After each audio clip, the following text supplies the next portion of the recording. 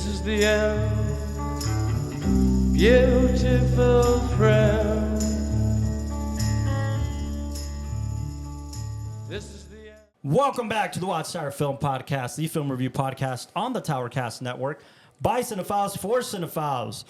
We've wrapped up our Halloween month, and we are jumping in to War Month. A topic we feel like we haven't really quite covered in this like concentration, right? So I know. What a reason to be thankful this month. Technically also a request in general. I know that we're gonna this whole War Month. We're gonna be doing viewer requests. But the reason we decided on a War Month was because Mr. Eddie Young asked if we could cover the Outpost, and we're like, why haven't we done more war films? So we're like, well, let's just do a War Month. Oh, so the reason we're doing it in November is for Veterans Day, because the Veterans Day is November 11th. Oh man, yeah. I feel like an asshole because I didn't remember that. I didn't realize that's why when we were planning out the years, like I even told you, I was like, when we were trying to decide War Month, I was like, we should do November because Veterans Day falls in November. Yeah. We also when you don't have anybody in your family that's military, you don't observe very well these days. Your family's I'm Mexican. an asshole. We fought in the Mexican Revolution, man. That's it. That's all we need to do is Mexican Revolution, and we lost land. So either way. I'm still fighting the war on drugs. No, you're not. You're probably the person in here just Jun Castro. Hey, man. But then I sell drugs to the community. But Austin, I sell drugs to the community. We're not talking about drugs. We aren't talking about the war on drugs. We were talking about war this month. War on drugs. The war on psychology.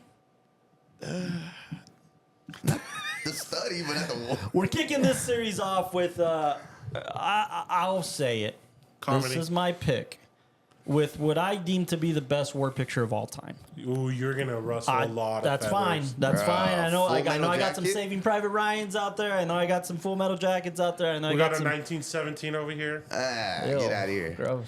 Why do you guys look at me with such disdain? Because you love that movie and you're scared to pick it because you know we're gonna tear it apart. But he loves heck? All Quiet. But we're gonna do Come and See. Yeah, no, okay, wait, real quick, because I don't know why I've been we don't get attacked it. We don't get for it. no reason. Because 1917 sucks. Yeah. That's No, primarily wait why. a We don't minute. get it. Like, I feel we like... understand that you're an intelligent man, but we just don't get them. Oh my god, jeez. I'm kidding. It doesn't suck. You're like a Vietnamese coming out of the forest just to gang up on Chinese. little old Are the America. trees speaking Vietnamese?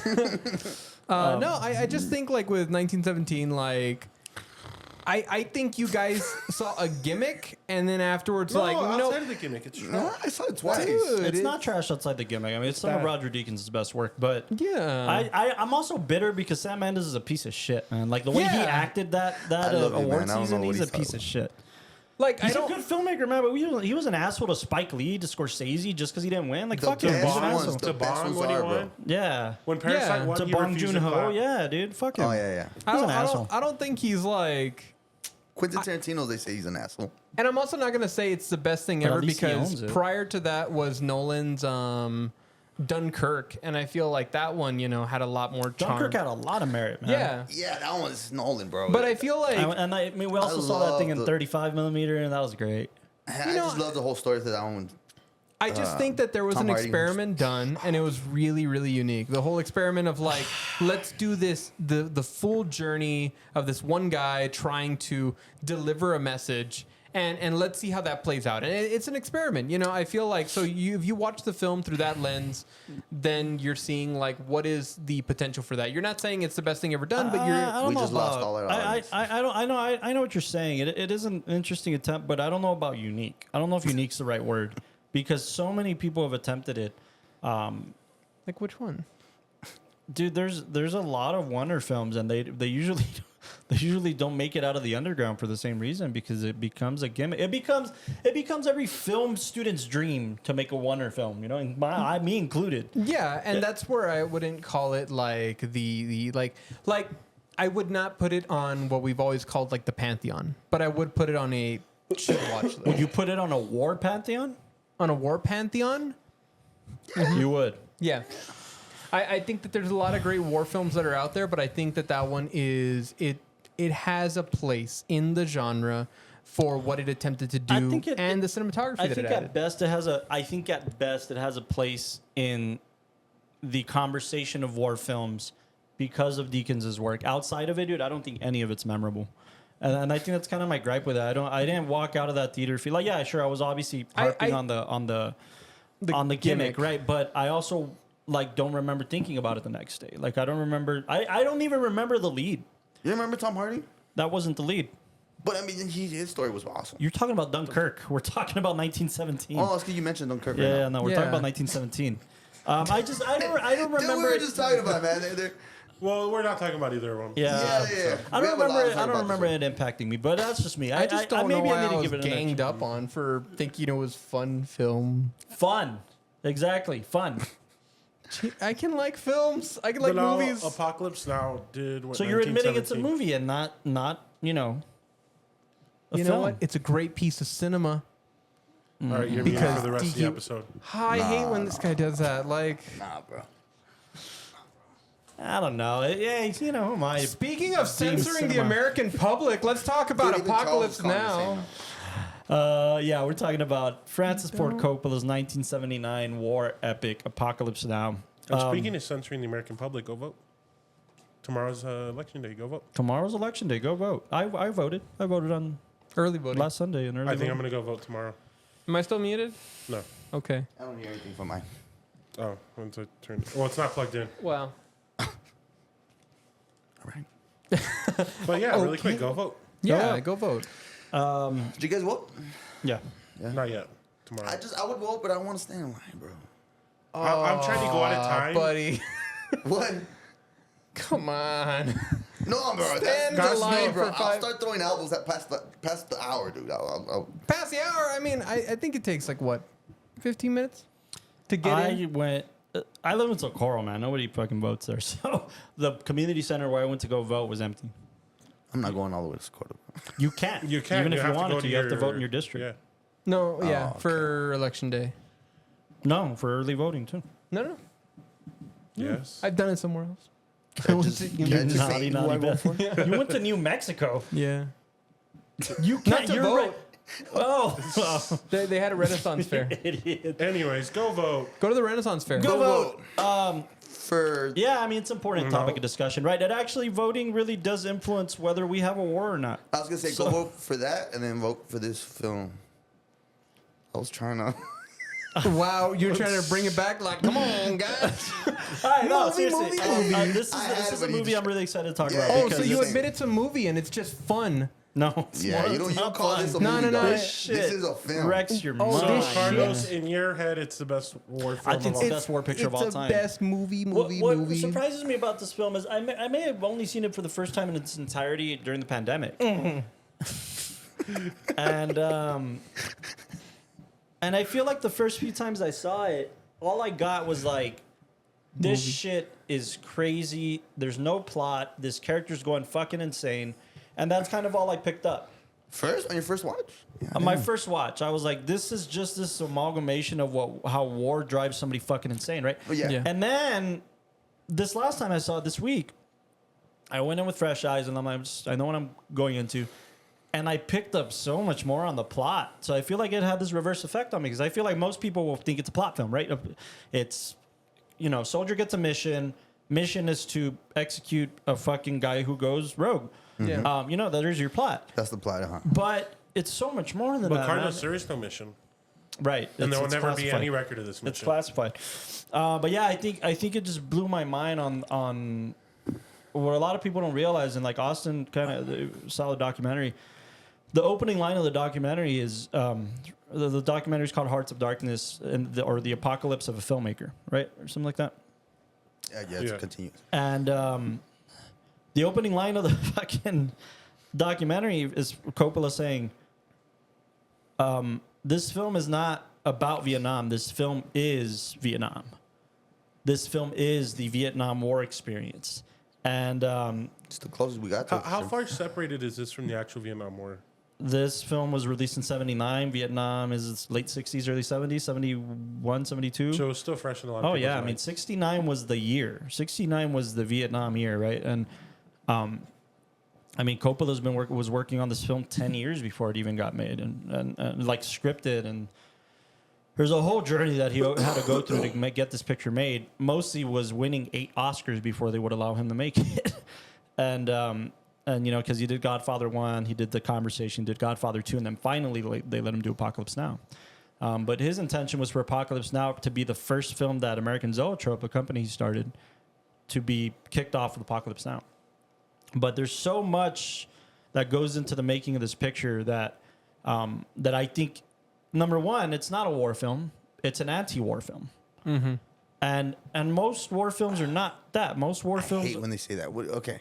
Most war films are American patriotic, my civic duty to be a soldier and serve my country. That's what most war films are. This is not that. This had the plot. Towards the end, he went exactly. No, but it's showing you the like, number one, it's showing you the visual representation of PTSD. This motherfucker was in a room in Saigon going fucking nuts, wanting to go back to the war. That's the big thing that has for right? sure.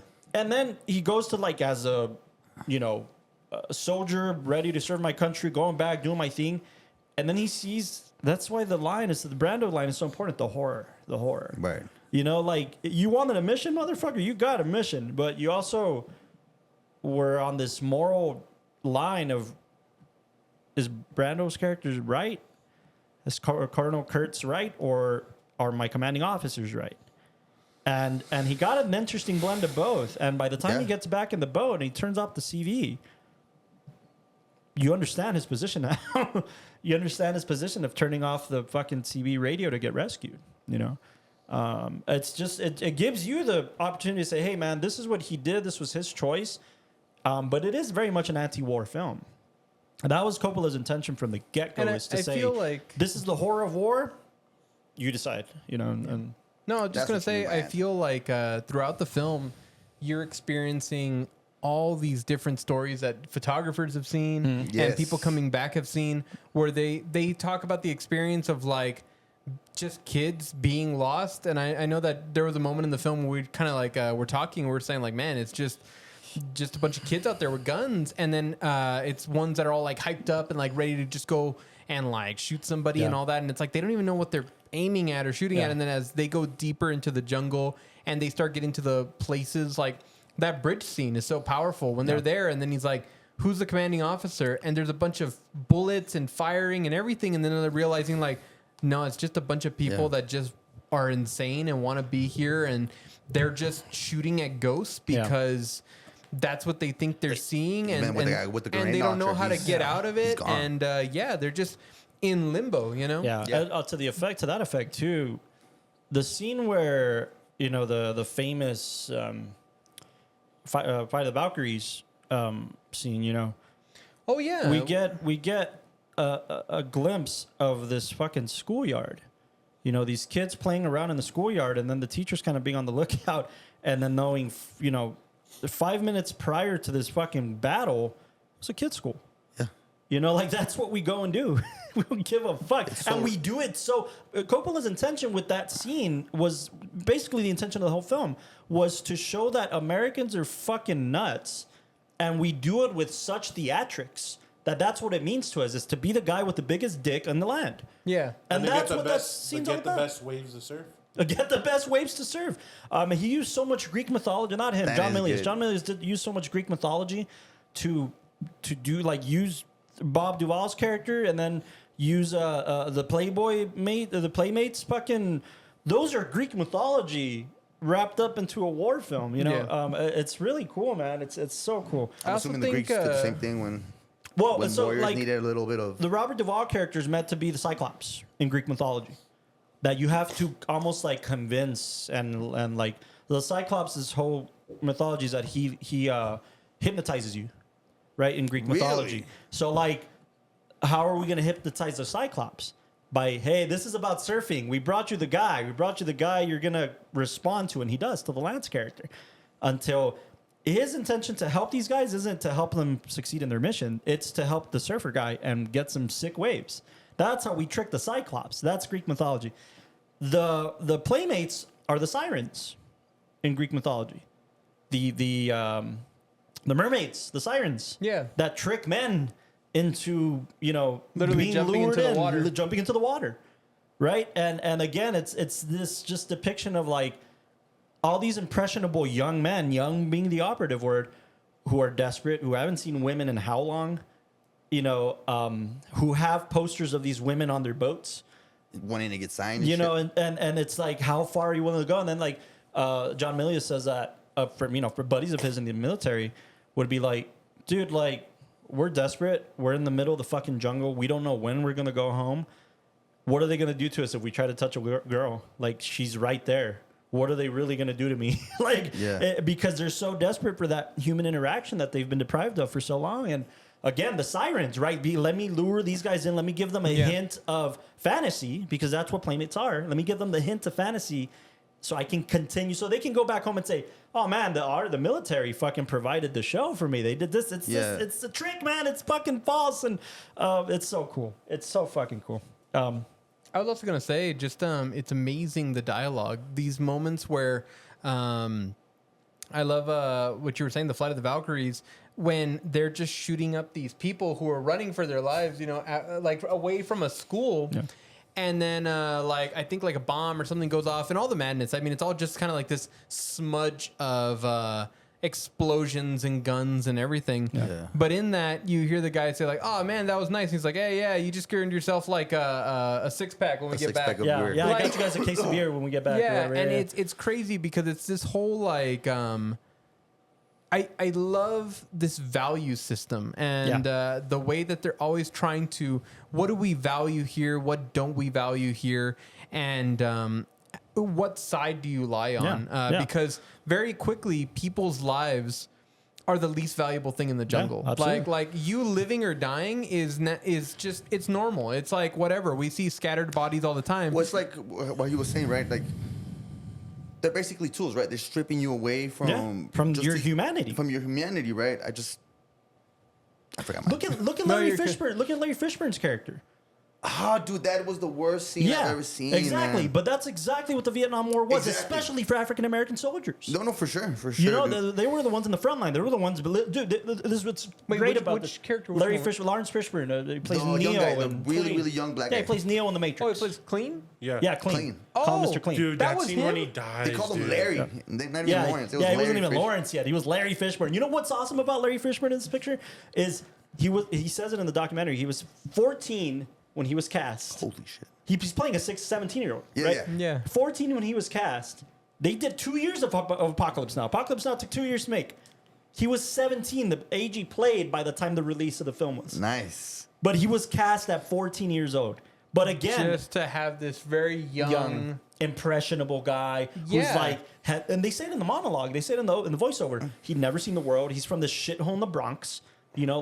The Vietnam is this paradise to him. Yeah. That's how the military lures you in. Like, you want to see the world? Sign up, kid. No, and even in the monologue from the mom, when the mom's sending the tape and everything, because how can you write that? When you listen to that, and not only it being for the mom, but also the fact that like we're just trying to save up enough money to buy a car for you. Yeah, that was and like all these little things that say like. When you were living at home, you weren't going to have anything. You went there and you could feel like you're experiencing the world and you're growing and you're stronger and all this kind of stuff. Your culture, you can go back and tell stories. Yeah, and the thing is that, it's taking these kids who don't have anything and saying like, oh, well, if you want to get out of it, we'll give you a free ticket. We'll give you a GI Bill. Yeah, look at that. I was so mad at his Yeah. character when they came across that boat, the one that just had like supplies and everything, the one where they found the dog in. And you see that moment where it's Lance just kind of and the like... dog. Talk about trigger finger, man. Dude, and it's crazy because it's kind of like tensions are high. Yeah. Everybody's... Even when like everything's fine, they're all just so skittish of like, well, what if they had something? What if they have a gun? What if they have like a bomb? And it's also pointing to a personality because in that same voiceover, when they're introducing the characters on the boat, on the street gang... They're talking about Chef, right? Yeah. And he says in the voiceover, Chef was too tight wound for Vietnam, I think. He might have been too tight wound for New Orleans, that where he was from. And that's basically saying like, oh, here you have this renegade guy who was trained to be a saucier, third in his family to be a chef.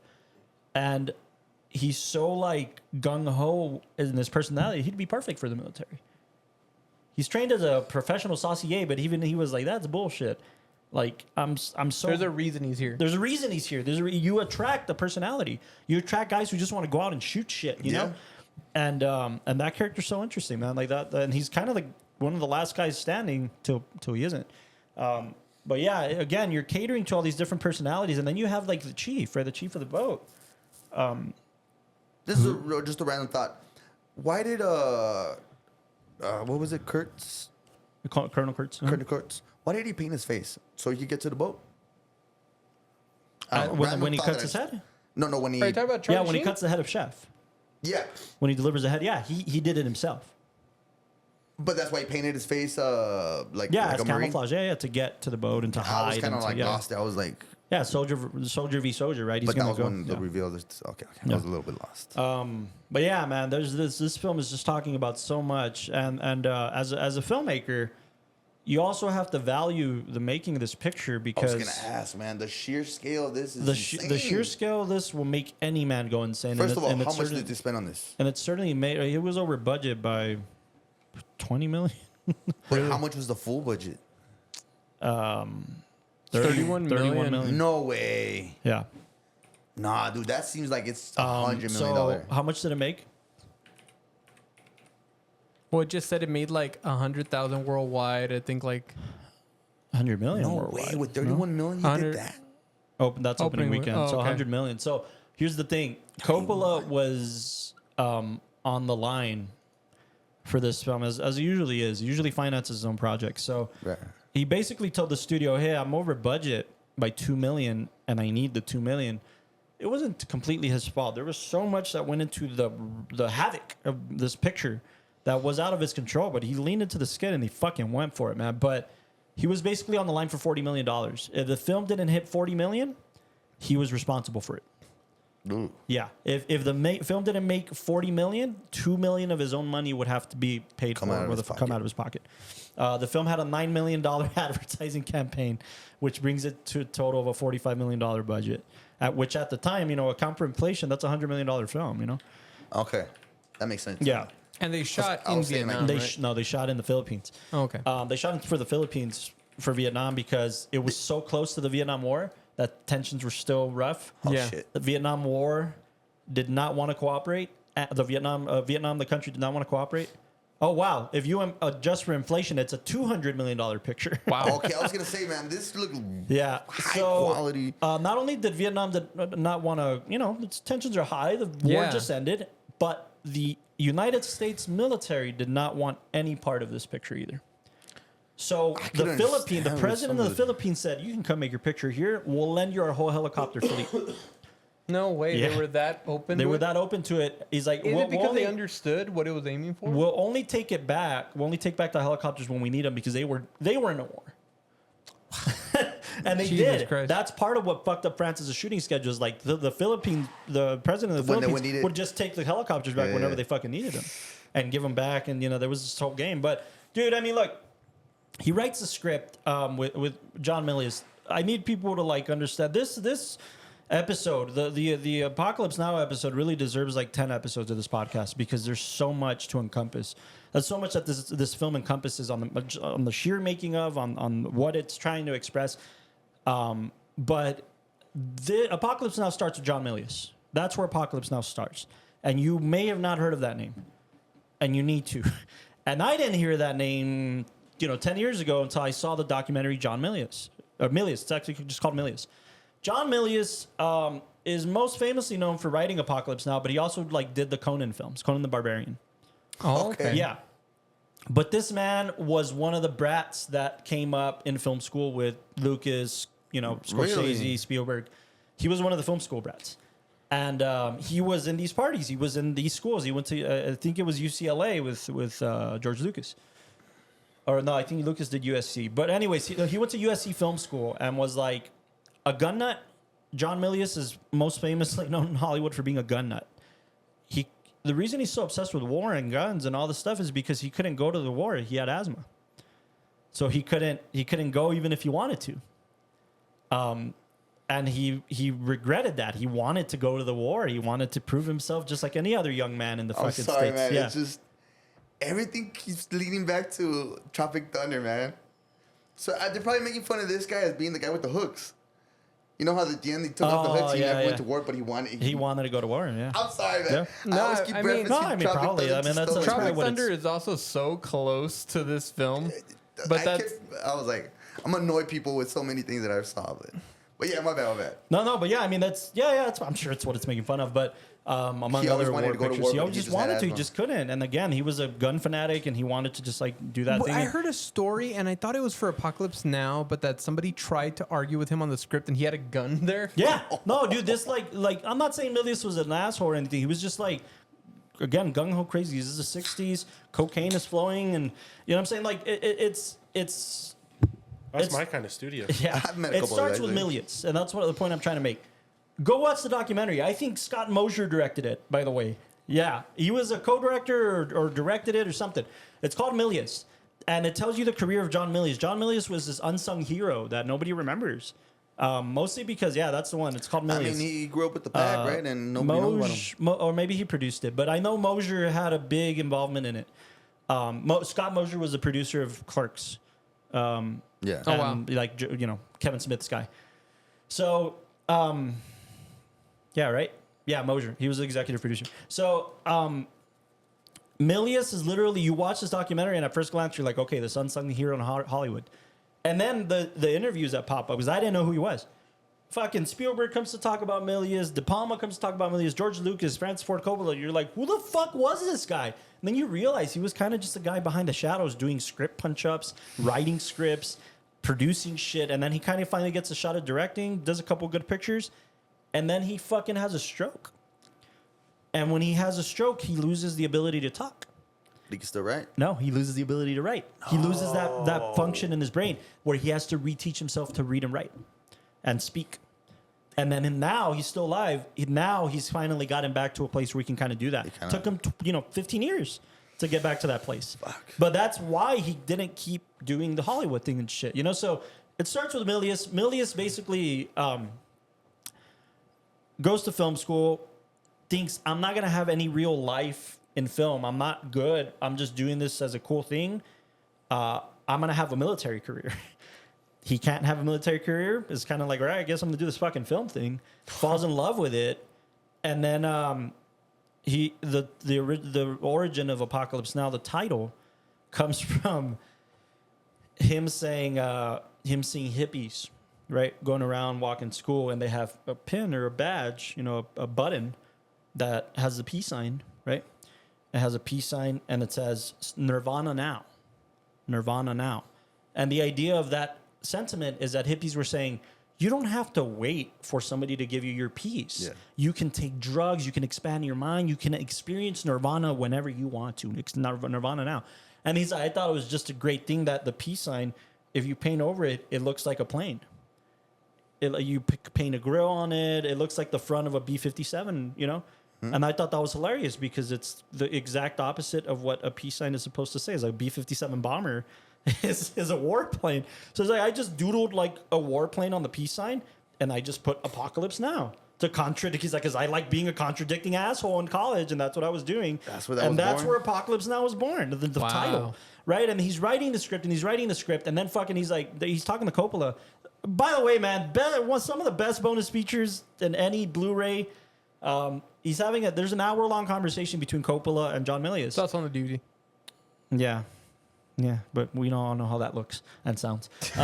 No, but he talks to Milius, and Milius is like, I didn't think Apocalypse Now was going to have a future until you got that deal at Warner Brothers. Basically, Warner Brothers gave Coppola an office at the lot, gave him some money, and said, fuck off and make as many films as you want. Oh, yeah, you did tell us that. And like he comes and he gets George Lucas and he gets Milius and he gets all his buddies and it's like, we got to fucking do something. I'm up for this money. I got to produce a film. We got to do something. And one of the first things that they set out to do was like, George Lucas wanted to do THX 1138, right? Which he did as a feature. And they kind of start going down the line. Well, who's got a script? It just reminded me so much of Tower. Like, who's got a script? What are we doing? What are we going? What's the next thing?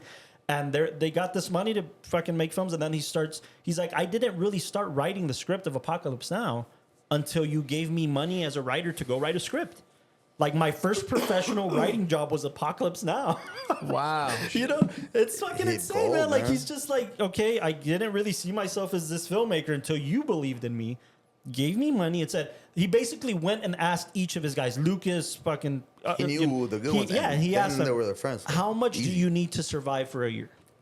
So I can pay you your salary for a year. You can write your script. You can focus on being a fucking filmmaker. Every filmmaker's Not the fucking dream, dude. You know, and yeah, he goes off, puts off, writes Apocalypse Now, comes back, and it's just, and no studio wanted it because it was just controversial to the war. It was so close to Vietnam. It's too It was real. too expensive, too much of it. So they're like, okay, let's just back off.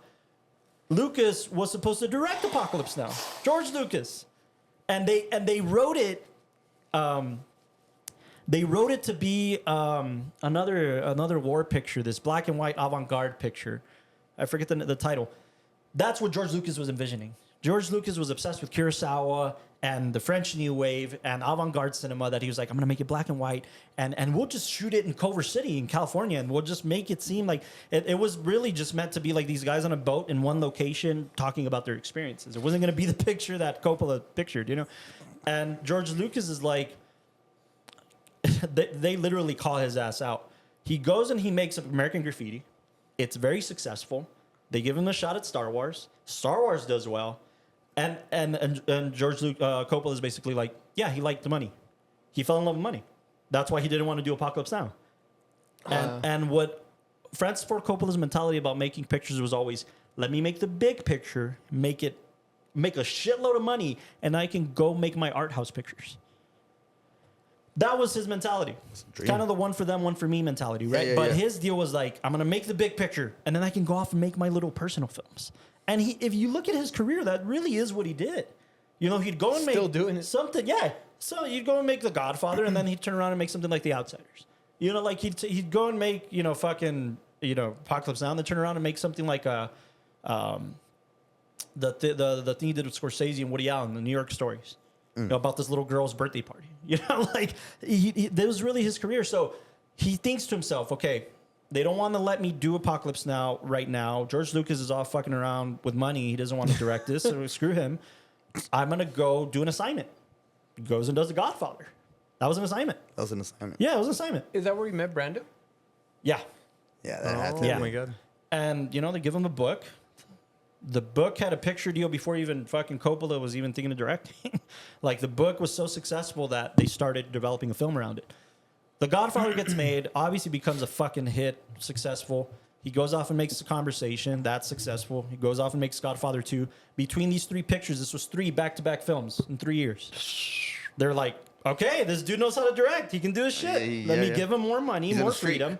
He turns around and says, if we're going to make Apocalypse Now, we're going to make the biggest fucking 70 millimeter IMAX premiere of a war film there's ever been. We're going to go all out. We're not going to do the avant-garde bullshit that Lucas wanted to do. We're going to make this fucking picture. They give him the money. He goes off, makes this picture. Everything starts going southward. It's like Murphy's Law. Whatever can go wrong does for him because They're shooting. he cast a film. They pulled it Back to the Future. They cast Harvey Keitel. Harvey Keitel's the lead. They shoot for a week. Coppola's not happy.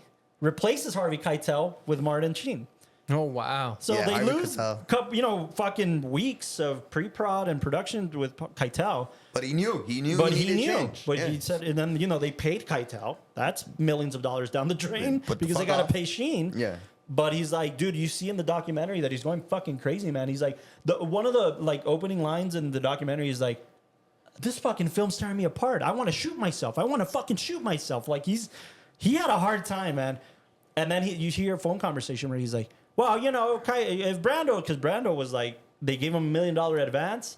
He was like, nah, I don't know. You guys want to change my dates of filming? I don't know if I want to come back. Like, he was being an asshole. He was being a diva. And he was like, fuck him. If he wants to fuck off, we don't need Brando. I'll call Pacino. I'll call, like, he started listing. I'll go back to Jack Nicholson. I'll go back to whoever I want. I don't need fucking Brando. Yeah. He's like, he's really going to do this to me because I changed his filming dates to 3 days later? It's Fuck gonna you. look- Like, there was a typhoon in the was- Philippines, and, like, he was, like, stressed, man. Martin was becoming that guy. He was Yeah. becoming an asshole. And anyways, just to kind of just give you a little bit of a glimpse of Yeah, like yeah, his yeah. world, and helicopters were being taken away. That's big. scale, right? What about nature? Since there was There was a outside. typhoon. There's a Yeah, typhoon well, that I would think. all the sets were destroyed. He had to send his crew home for 6 months. Shit. You know, and then 6 months later, it comes back, tells the studio, "I need $2 million more," and they're like, "All right, fine, but if we give you the $2 million, It's gonna you're be on out the of your fence. pocket, Your ass is on the line. If this doesn't make $40 million, you're fucked." And he puts his house up. He had a vision, He man. puts his fucking house up and does so many things for this film just to get made, man. And you know, also was making this controversial war picture, right? I haven't seen a lot of war films, but man, this Bless one you. Thank you. was so raw, Yeah. man. I mean, so I always wonder, like, do the writers or the filmmakers make that choice of showing the cow, showing the dead Oh, bodies? that's a director's That's choice the director's for sure. choice. He doesn't Absolutely. put it on the script like, yo, I want to Yeah, see they may have. bodies. They may have. I mean, like you guys, you just heard me tell you about John Milius. He was raw. They both have different views on the ending. For one, you know, John Milius wanted the apocalypse to happen and the world to end and everything to blow up. Right. And Coppola was like, "No, I want to send a message. I want to express the horrors of this war." Right? So he rewrote the That ending. really, talk about horror. This was Yeah. released, what, about 50 years ago? Yeah. My God, Yeah. it still hit me today. I was like, Yeah. how can they get away with this? yeah. I mean, No, but- yeah, and even like when you watch documentaries that have footage and photographs and they talk about accounts and everything, everything It's still kind of censored. it's censored, but it all has the same Yeah, like exactly. the tone. For It's sure. like, and all of them have the same wind of like, I can't take you there, but if I could, you'd want to die. Yeah. And this is the visual. you would want to like leave it all because it was this hellscape. Well, you know? aside from the already hellish kind of implications of war, this war was very unique in the sense that, number one, if I'm not mistaken, to this day is the bloodiest war. We had the most deaths of American soldiers by a fucking landslide. Even the first two wars? Yeah, the first two Damn. wars combined didn't match the numbers of Vietnam War. And this is a very controversial statement, but we lost this war. No, yeah. You know- we're talking about it like you pulled out or something, right? Yeah, most patriotic Americans will tell you that we didn't lose Vietnam. We did, of course, we did. The bloodiest war in American American Civil War. history. Okay, but Well, like the bloodiest war. That was battling- Americans killing Americans. That doesn't count. But so you had these implications already, right?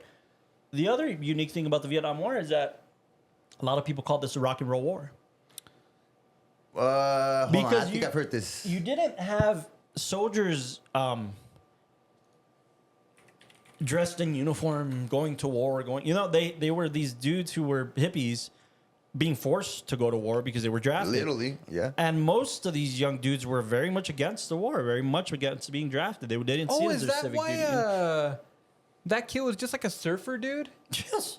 And he just like was there, and it's like, That's why they called it the rock and roll war, because it was a fucking party, dude. Like, people were discovering the Doors and Jimi Hendrix and LSD and all of the pop culture factors, and then going to war and taking that with them, drinking and fucking, like, just fucking around, because that's how they coped with the war. You see Which is a World big, War big, One, big World War Two, the Cold theme War. on this one. You see people writing home saying, "I want to go home and buy my house and start a family." These guys were like, "Dude, the jungle's making us lose our fucking minds. Like, this is not cool. This war is not fucking cool. And what are we fighting for again?" But yeah, America's that's making why it I seem. talk about that bridge scene Yeah. being so impactful. That there's no leaders, there's no commanding officer. They're like, "Oh, where's the CO?" And then I the thought guy you were was the like, CEO, and one of them says, right? Yeah, Yeah. he's like, "Oh yeah, I'll show you where the CO is," and then just goes and shoots grenades into the trees, Yeah. because it's What just was like, the guy's peace offering? The supply guy. They get into this fight right before the war. He's like, "I'll get you box seats, man. I'll get you box seats. This wine's on me," or whatever bottle he hands Oh, me. yeah. Like, "That's on me, on the Yeah. house, man. No hard feelings. Yeah, no We're hard cool. Sorry." Like, that's his peace offering, is women and booze. And what's the number? Where am I? oh, right there. The deaths. So Vietnam War I can't see 'cause of the camera. between 1955 and 1975, 211,000. it was more than the first war, but not more than. The second? No, the second had 600. Goddamn. Almost 700.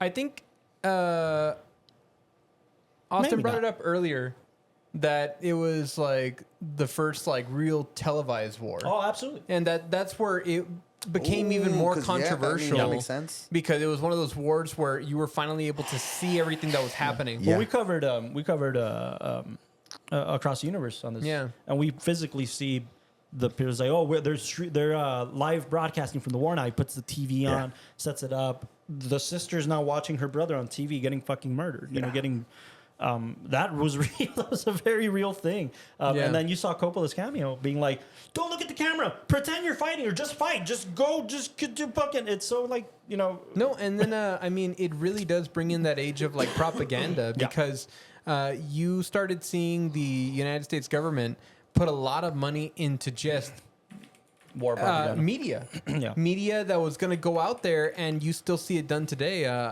where they're going with cameras, photographers, and it's like wherever you can have it make us look good, you interacting with people, we'll film it. Like there's I find that insane that just because you have a shirt that says media, You don't they get can't shot. shoot you. Well, it's like no. like back in the day too, when like the drummers, right, and the musicians, and on the war line, they couldn't get shot. Like, no, there's There's also also art of just war. like medics. Yeah. You don't shoot medics. Yeah, like there's the For sure, right? In the rules perfect of world, war. but you would think like, Well, they don't. Yeah, you're off if I was shooting. a bad guy, I don't care what he is. Castro, you saw Civil War, right? Yeah. They don't aim for the press people. No, but I find it fascinating. No, yeah, it is. It 'Cause is if fascinating. I'm a bad guy, no, I'm shooting you know why whoever. it's fascinating? Because there's rules of war. Exactly. There's rules of I find it combat. fascinating that they still follow in There's an etiquette. agreed Yeah. whatever contract that we're gonna Because kill each in other. their But we're minds, still since the sending- beginning of civilization, it's not because we're murderers. It's because we have an agreement.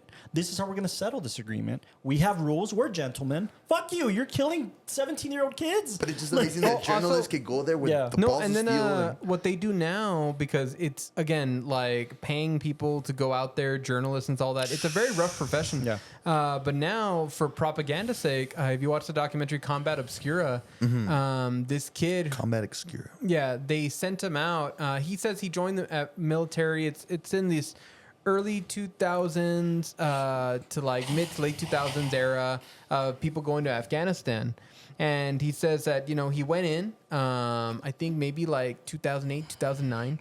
Okay. They sent him off to Afghanistan, and they like asked you when you're getting recruited. So like, hey, would you like to help us out and be part of the media? Like they basically give you a camera and they just say, yeah, just film whatever, take pictures. And like anytime that Americans are helping out the locals there, film it, So if let's say we're passing out like candy and all that kind of stuff. Propaganda. But you get both sides of the coin, right? Even Colonel Kurtz says like his most horrific situation was we were vaccinating kids. Yeah, we were inoculating. We were inoculating the Vietnamese kids, and some other guy from the other side said, "Fuck you! No, you're not touching our kids." Filling them with your poison or whatever, and hacks off the arms of the kids.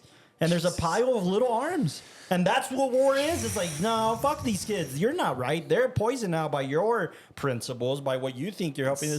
It's insane, man. It's fucking insane, dude. If you watch that doc, the one I was referring to, the whole thing is that basically as a kid, he was just left with the camera and he says, I know I wasn't supposed to, but I just kept rolling. I just kept like filming. So it's like a car accident, right? You can't look away from it. yeah. Like, And you see that in a similar fashion, there's a lot of times that it's just a bunch of young kids out there with no real person in front of them, and then they're just like, I don't know what I'm shooting at. I don't know what I'm doing. You get the hotheads who are just like ready to go shoot get whatever. the very common, stipulation of like people say, well, if you're old enough to vote, but you're not old enough to drink. Yeah. You can vote and go to war at 18, but you can't drink till you're 21. Yeah. What kind of, and like, but the other logic to What that too is he sense- says, he's like, Brando's character's reading the stuff, and he's like, they say that they won't allow their soldiers to write fuck on their airplanes because it's obscene. It's too obscene. It's too obscene, but they're training them to bomb people and disintegrate fucking villages. Yeah. But writing fuck on the airplane is too obscene. It's so contradictory, and by the same token, there's been studies that the human mind isn't fully developed till you're like 26. Yeah. And you're sending 18-year-olds who have no sense of direction, have no sense of identity. I mean, imagine yourself being sent at 18. Yeah. Oh fuck no, dude. No, like, even yeah. like You gonna give me a gun at 18, bro? that kid is so important. Like even when he shoots Larry Fishburne. Larry Fishburne. When he shoots the people on the boat. Oh, yeah. And the reaction you get out of him is he just kind of picks up his sunglasses like, Whoa. oh, that's what that looks like, and then puts them down. I And he's caught just kind of that like, too, dude. he's just kind of like, Yeah. yikes, That's you not when I know. was like, Oops. Party foul. Yeah. Like, yeah. How And is then- that not real? And Yeah. like, Oh, No, yeah. and sure. then it's insane because No. especially that moment. Just to touch on it real quick.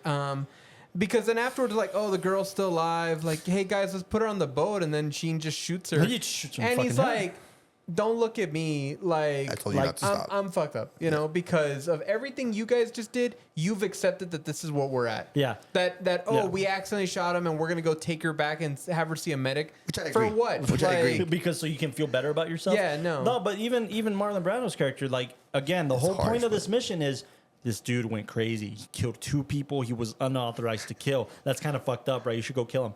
And then you get to it, and he's like, "Look, you have every right to kill me. We're on combat. We're on war grounds. You have every right to kill me, but you don't have any right to judge me." Yeah. That was Brando's line. That was the main. He's not wrong. You know? He's not like, wrong. Yeah, it's it's true. like- The way you said it, that's true. He took matters into his own hands. Right? Yeah. And again, he is wrong, but he isn't wrong. He plays God, but he's trying to enlighten the people. Exactly. I don't know, man. It's fucking everything. But maybe before we keep going, we should give our ratings. I'll start if you guys want. Yeah, we'll start here and let's go around. You know what? I really, really like this film. It's blew my mind away. First I like, time ever, all around? Yeah. Wow. For sure. I'll give it a 9.3. Just because it still shocked me today, man. I just Yeah. like how raw and apologetic it is. Yeah. Like, it'll show you things that you can't show on today, dude. Like, Yeah. did they kill that cow? I'm fairly certain they did. That cow ain't coming back. They See were what I'm saying? filming. We were filming in the Philippines. There was probably no animal rights laws Exactly, in yeah, that's what I'm thinking too. 78, Yeah, 77. we didn't Even get children. that till. I No, thought that we- shit was a prop, dude. You could tell. No. Those it was those moving. fucking eyes were moving. It was moving, Those dude. cow eyes were moving. Well, while he searches that, Moving. No, I'm very certain it was a real cow. I'm fairly certain it was a very. That is not. That is exactly how a back would collapse if Exactly, you took a bro. machete to it. Hold on. I'll tell you why I say it's fake. What are they Oh, by the way, the Scorsese cuts were It's- amazing, weren't they? It's before. This guy. They were Scorsese cuts. look at that. No, but like, watch. Look how it buckles. Okay, hold on. No, Dude. Not that. Pay attention to where they're chopping at it. The neck. It looks like wood. The neck. No. Yeah. Oh, dude, that looks like meat. Look at that. Look at that. Oh, yeah, come Look at on. that. That is Dude, fucking that cow. Looks like wood. No, dude, that's bone. That's No, that's a organs. rock. No, dude, look at no. There's no way in hell it's a Dude, dude. Dude, Google no, it. that's hide. Yes, it's raw, dude. It's so fucking. Google it.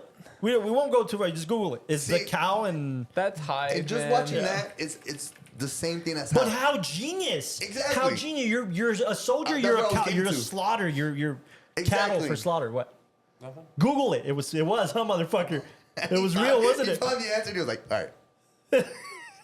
Can we get the answer? It was real, wasn't it? 9 point what? 9.3 for many reasons, right? I like how the sheer scale of this thing, Yeah, man. yeah, Like, yeah. It's insane. the cinematography with the helicopters is like, I'm in the war, right? Yeah. Somebody that could pull that off is insane. Another thing was the scoring, the music and the sounds. Yeah. The eerie jungle sounds, the rock and roll. Man, this film is just as much Walter Murch's as it is fucking. I don't know what I thought of Coppola's. Mad Max when they put the song, with the guy. The needle drops are great. Yeah, yeah. The But yeah, Doors. it just- Again, the Doors. A very anti-war band. A very like fuck I the didn't even system. think Yeah, of I mean, that. dude, it's very intentional. So yeah, I love so many aspects of it. 9.3. Beautiful shots. 9.3, man. Oh, the fucking cinematographer, man. We actually saw him in a film. We saw him. He was one of the main guys talking in Side by Side.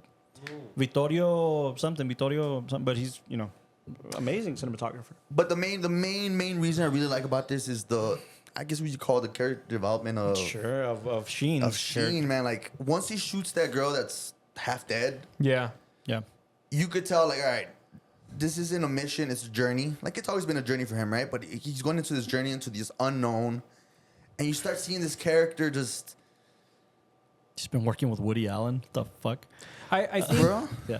The DP. But Sheen, man, towards the end, dude, you would think, because I remember I started watching the film, I was like, he's not doing much. All right, he's this guy that's just gonna act and then slowly turn into. But the way it gracefully did it, Yeah, it's so subtle too. and then at the end, towards when he looking kills at? Marlon. Oh, New York Stories. Yeah. Life Without Zoe is Coppola's contribution. Yeah. I also- 9.3. That's my quick rating.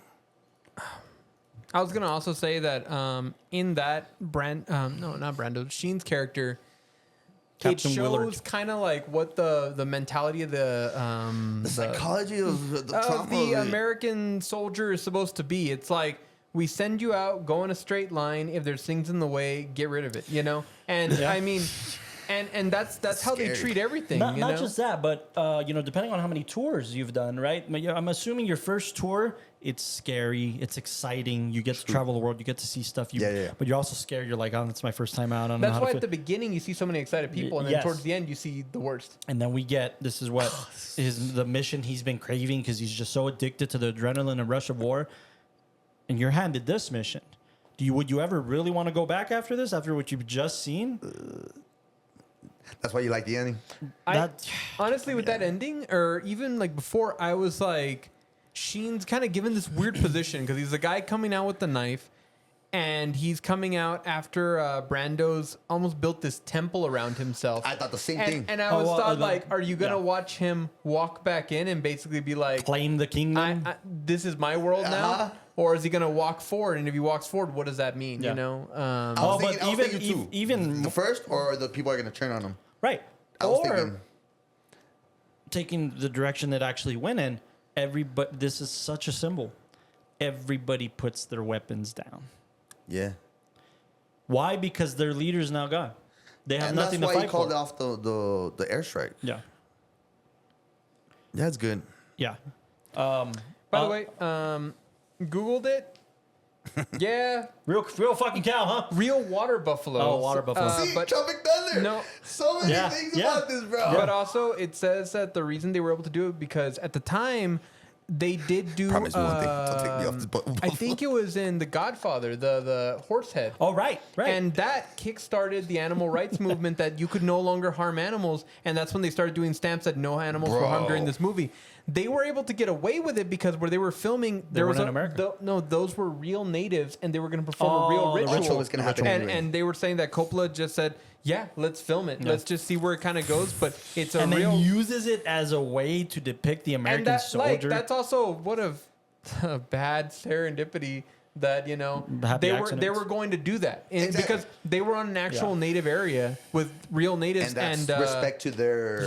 so they were able to do it very legally, but afterwards it did get a lot of rebuttal because the American Humane Society or like They're getting it from me right now. association What Dude. they were saying this is a whole law that we're trying not to push this Yeah. in American films And like this film Harmony. made But But $100 they- million. and With that's that- where it was like there were a lot of repercussions because it was online. It was like, okay, you did the thing we weren't supposed to do, but you did it somewhere else, so we can't get mad at you, jerks. Yeah. Yeah, but there was a But big there was a uproar. lot of those happy accidents, by I'm the way. 50-50 with it because I'm animal rights, but that definitely helped a lot. Yeah, the cost of the- dude. I mean, the parallel, the juxtaposition Yes. of putting those images along with him killing Brando's character, Yes. and the depiction of like what if the people performing the ritual is the representation of American American politicians and war, leaders and generals, and saying basically like, dude, this water buffalo is a representation of the American soldier. Well, more than that, this is coming after Brando's monologue where he says, if we had It's near- soldiers who could maintain that primal instinct, and you're juxtaposing it with natives killing an animal in such a primal way. It adds to that whole emphasis of what are we really doing here? What are we and really how, worth? yeah, that was my biggest thing because Worth? Yeah. it's gonna sound really stupid. No, I like it. No, it's gonna sound really dumb, but I've had this weird kind of thought about value and how much things are actually worth, and it all kind of came from this weird experience of going to Amazon return stores. I know that that's like an odd place to have this feeling, but like And you found a water buffalo there? no, if you just go in and I've had this thought, and it's kind of morbid, With but gloves, right? no, raw. And then I shake people's hands. No, if you go in there and then just take a step back to just kind of view everything. I've had this thought, like if somebody just, let's say in a distant apocalypse scenario was these stores still existed and somebody dropped dead, I can imagine everybody thinking like, well, how much is their like body worth and like the clothes and everything. Capitalism. And it's because of this weird way that now objects just don't have a value. Like like it could be the most expensive like piece of tech, or it could be like, I don't know, a button, and they'll both be valued the same there. But it just shows that us as people, we're very quick to change the value of everything. Yeah. Well, life imitates art, and art imitates life, because especially in America, we have this capitalistic mentality, and we oversaturate the markets because we want more and more and more money, and that's really what we've been arguing that cinema's turning into. You know, cinema's turning into, we're devaluing the art form to make money. And that's really art across the board in America. We're devaluing the art form. It does do that. But that brings up a whole conversation of then what is the value? Because to devalue something means that it has to have Hold value. some objective value. It has to have objective worth, and then it's being brought down from that, you know. But kind of like it's showing here. What is a life? What is the value of a life, right? Yeah. Which is really the question About about 10K. any war. About 10 and a half. Austin, what's your rating? How much would it take you to kill somebody? I love the smell of ratings in the morning. There we go. It's kind of stinky. You're kind of stinky. You shall now be stinky. Go ahead. You are my squishy. Hey, Or what's the line? Stinky squishy. you're my squishy, and the squishy is mine. Yeah. He's my Whoa, squishy. hey. That's after dark. Oh my god. What's your rating? Rating value of this film. Rating. What's it This worth is to also you? your first time watching it. First time, long time. 9.1. 9.1. Wow. What you like about it? The story, it was Did great. you love it? Did you hate it? What would Story. you rate it? It was better in 1917. Okay, that's fine. Jeez. Would you like the ending? Would you like a different, like, some explosions? Like, yo, man, fuck these people. No, I liked it. I didn't take it as them being rescued. I took it more as them confirming the airstrike. No, No. because he doesn't respond to them in the Yeah, you have to slightest, give a even that code. they're alive. Yeah. No, I know, but I didn't think it was. That went through my head, though. Like, since nobody's responding, They're just gonna do it. yeah. I think That's what I thought the radio was for. Okay. because it's so you need to make the confirmation call, and they Yeah. have that whole conversation of like, here's the code, here's what you say. Yeah. Almighty and it's 092. One of two things. One, if the explosions happened while Sheen was still there about to kill Brando, then you would have thought, Chef took care of it. Yeah. And he was able to make the call before it was too late.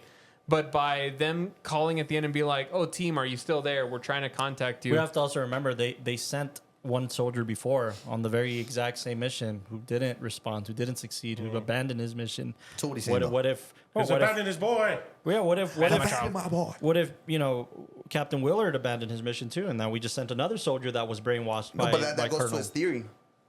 Bomb them if they're not answering. Maybe I didn't take it that way. I took it like, fuck the system. I'm not even responding to their asses. I'll get my ass home on my own. Well, that's what I meant. Like, he's not going to respond to him, but I saw it. But why I would didn't he think- want to hurt the rest of the people? They have no fault in this. I He think doesn't he's care so about so that. against this. He's That's why I'm he's cool with so the ending. against this That's whole why I'm cool with the systematic ending. war that he's like, Because they didn't try to because hurt he him could, when he you know, left. yeah, exactly. They didn't try to hurt him. He didn't try to hurt anybody Exactly. else. He finished his mission.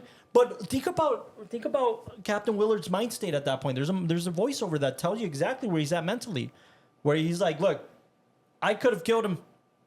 I was there for days. There was no guards. I was by myself with him. I don't know why I didn't do it. But there came a time where I realized that it was inevitable. Everybody wanted me to do it, especially him. Exactly. He wanted to be almost the sacrificial lamb to prove a point, Oh, dude, yeah. you know? And Captain Willard was willing to be the executor of this. He wasn't going to kill himself, you know? He was like Brando's character. He wasn't going to kill himself. That would prove nothing. Yeah. But if he's killed by an American soldier, one of his own, over an arbitrary request, And then- unofficial request that And then can telling never them- see the light Yeah, of day. it's kind of like that's almost the antithesis of his argument. Yes. That- What is proper war protocol? Everything is documented. Everything has a purpose. This is classified. Nobody can know that you fucking did this ever. Didn't he tell him like, yo, tell my daughter or my wife? Yes, Because- to so that they know what I died for, so that they know Exactly. what this shit was all about. I want you to spare no detail. So that's what the files that he took. Yes, So the story, his side of the story, what do you call it? his manifesto. You know his, yeah, See, this is the thing I really didn't know. I wanted to ask, but yeah. Yeah. yeah. By the way, did you catch when he got the second classified envelope, and he gets the info on the other guy, Oh, with the Yeah. and quotes. the note that they intercepted, it says "sell the kids" in there. It says what? It says Sell the what? kids. It's like sell the can, sell something, and then also Oh, yeah. Sell the kids. Sell the kids. Can you go back to that note just so I can like? Yeah, because he didn't see all of them. Yeah. By the way, this is why I think this is one of those weird filmmaker, jigsaw puzzles. Whoa. Why? Because a lot of this wasn't supposed to happen. The initial script, for instance, had no voiceover. They didn't add the voiceover till they finished filming the film. Like they How didn't. would that have worked? It was completely scripted as Some score, this some music, plot, probably? nothing. I mean, Nothing. and they realized, oh, we need to stitch this thing together. Like even the scene of him getting the second note, that was just to cover up a plot hole. They didn't know. and They it didn't probably know how they worked, were yeah, going to yeah. go about that. Is it all? I think you skipped it. It was right Yeah, there. it's before those. Dude, look how it's shot too, Yeah. bro. That's Oh, and even those shots are meant to be like we're in this mythical land. We're Yeah, in this dreamy-like, yeah. dreamlike sequence. And oh man, there's a these, whole bro. scene that was cut out of this fucking film that was genius too. That the French plantation scene, which it's in the 3-hour one, or they it's just in, took it it's out. in both 3-hour Oh, cuts. okay. There, While there. he finds it, that's another thing to know. Oh, there it is. It's in the book. In the Yeah, hold on. there it is. Sell the house, sell the car, sell the kids, find someone else, forget it. I'm never coming. And then he scratches off home because this is his home now. I'm never coming back. Oh forget my! it. The details. This is the first guy that they sent. Yeah. Yeah. Wow. I like This those is now his home.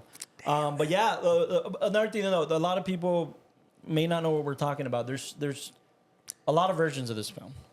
Yeah, dude, Primarily- it took me forever to find it. Primarily 3. There's the theatrical version, there's the redux, and there's the final cut. These are the 3 cuts. The theatrical version was intended to be the straight up, great paced war film. We're going to leave the pacing to For the be general theatrical audience. for the general audience. Redux was Coppola saying, no, this is my extended cut. We're going to put back so much shit. For the Added film. 49 minutes of footage back Movie. into the film. That's a whole nother And movie. then 2020, 21 comes around, and he basically decides, I went back and fucked around. This is my definitive final cut. It takes about 20 minutes out of that for it to be in 3 hours and 2 minutes. And 2 minutes, and that's the final. That's his final cut. director's cut. Yeah. The reason I wanted all of us to see the theatrical cut is because I didn't want you guys to feel like you were being cheated out of something. 2001 is the Redux. That's Redux. That's 2001, but the final cut. Oh, apparently the first assembly was about 6 hours. Oh my god. I want to talk about the editing. I really want to talk about the 2019. editing. Hold on. 2019. But Wow. do they have those or no? Shout out, by the way, shout out to Melissa. Melissa, a good friend of ours. Melissa Yes. Diaz.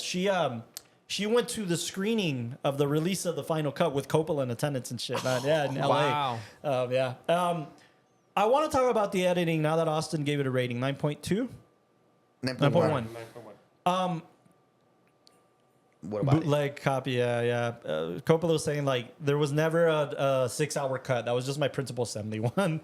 Oh, okay. I was gonna say like they have to have one copy of it. There's a bonus feature in the Blu-ray that basically is named A Million Feet of Film. 4 hours.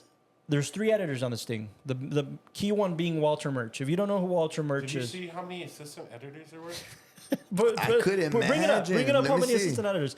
Look at that. The editorial department, bro. It's more than probably the fucking lighting department on this they film. probably created the new fucking department of. But Well, some of these are for the Redux. assistant editors and negative cutters. But it's important to note there was 1.5 million feet of exposed negative, Austin Young. 1.5 million feet, and 1 million feet of processed film that was shot. 1 million feet. Wait, how many minutes is that? What does it translate to? I mean, it's 35 millimeter film. Let's math it up. Okay, wait. So if you divide that by 24, Well, that's frames, no? Or what do you? no, yeah, frames.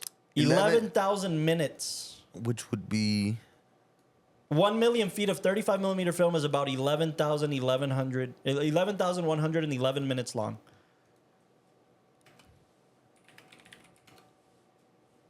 185 hours of footage. But you said they shot it over 2 years. They shot it over 2 years because he So- had to kind of like in excerpts, the fucking typhoon, the destruction of the sets, the recasting, And it the still helicopters. came out pretty and it still badass, came out man. fucking amazing. God. Yeah, look at that.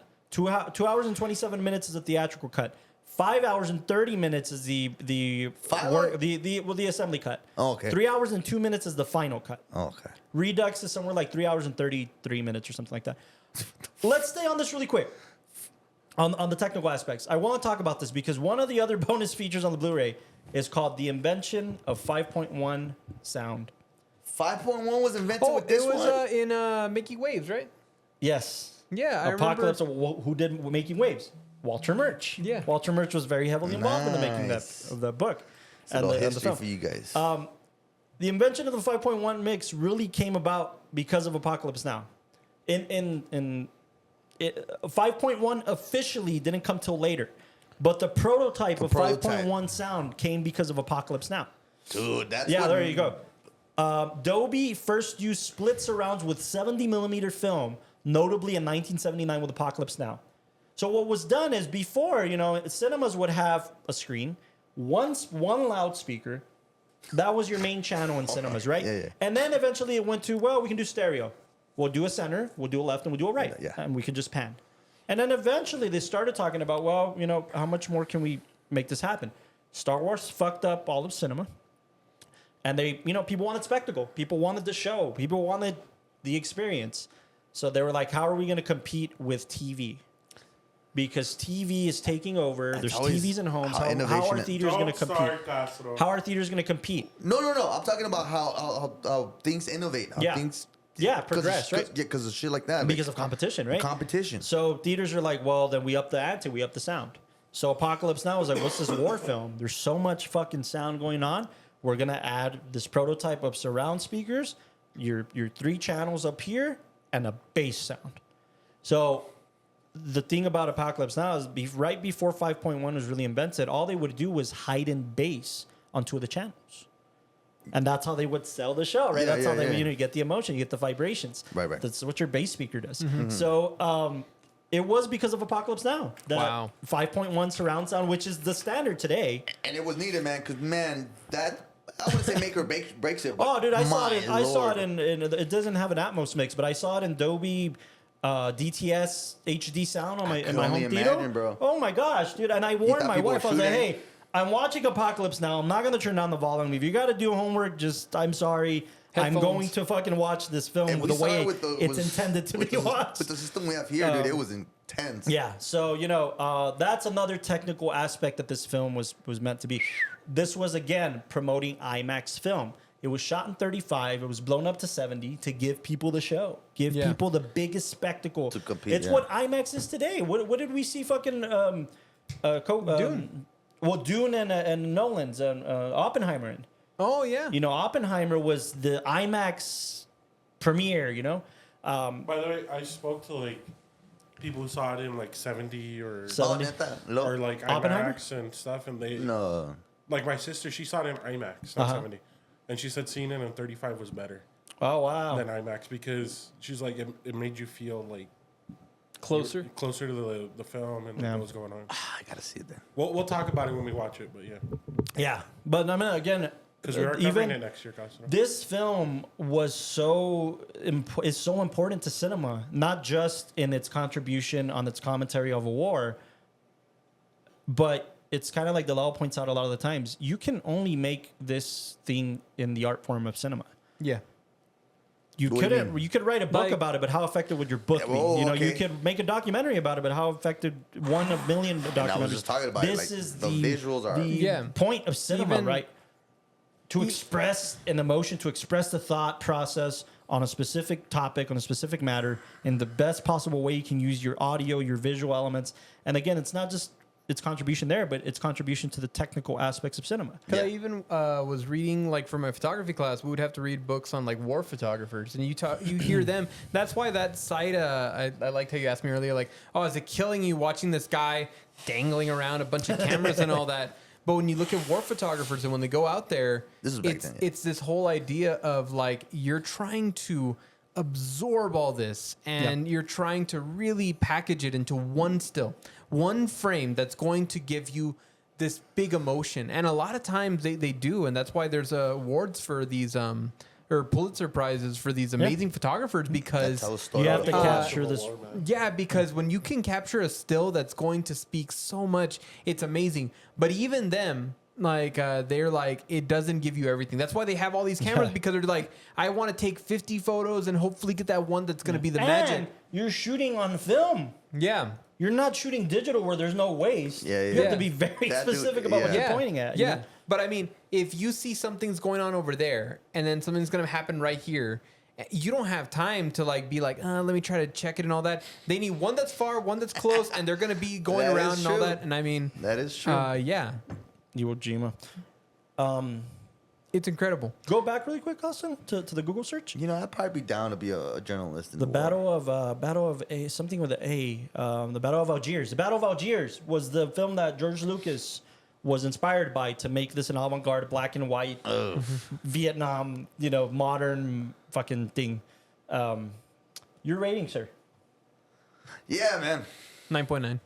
9.9. 9.9. It was I good, think huh? First time as well, first right? time. But usually I feel like when I rate that high, Do you usually get nervous when it's your first time? stop He it. usually cries a No, little usually I get kind of leery of rating something very high my first time, Yeah, because that's a high- it man. all hits you like a wave. And I've had Yeah. other episodes where I if you think look we're at me, all I'm like, I don't know, I need some time to kind of digest it. This one well deserves a 9.9, just for its merit, its scale, its Yeah. technique, everything Yeah. it threw at it. I mean, if you look at, like, the point of film is to connect an audience somewhere else and to make you feel like you're right there. And it's also meant to give you a conversation. And that could doesn't only- mean connect you positively all the time. Yeah, no.